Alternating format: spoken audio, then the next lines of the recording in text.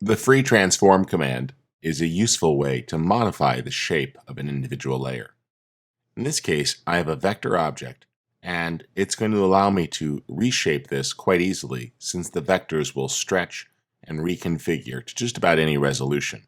However, you can use the free transform command on just about any layer. Just remember that if you scale a layer up, it's possible to soften the image slightly. I'll press Command T for free transform, and I get the bounding box indicating transformation. Grabbing an individual handle, I can stretch the image. And you notice that we get on-screen feedback about width and height now.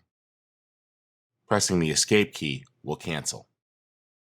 I'll invoke that again, and this time grabbing a corner handle, and you notice that it freely transforms both the width and the height.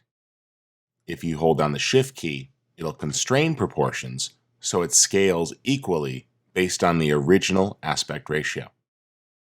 Another modifier key is Option.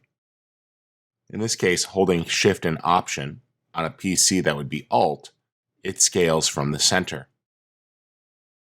If you'd like to set a custom orientation point, you can move that, and you see that it can now scale based on where you dragged. Besides scaling, there's lots more that can be done. Moving the cursor to the outside, it changes to a double-headed arrow, indicating rotation. This allows you to rotate freely. If you right-click near the outside, you'll see that several other choices become available. Besides scale and rotate, you could choose choices like Skew if you want to create distortion off of one corner. Distort will give you similar free controls,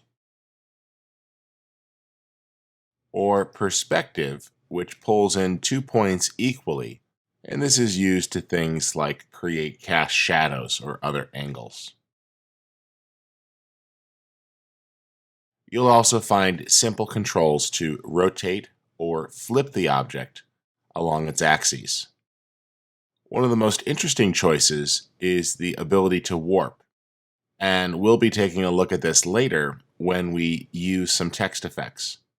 But warping gives you the ability to freely move and position elements, such as if you were trying to wrap this to a surface using the handles here. And you'll also find presets available up in the top options bar to create standard sorts of shapes that are frequently used. All right, that's the free transform command, which is really the gateway to several other transformations.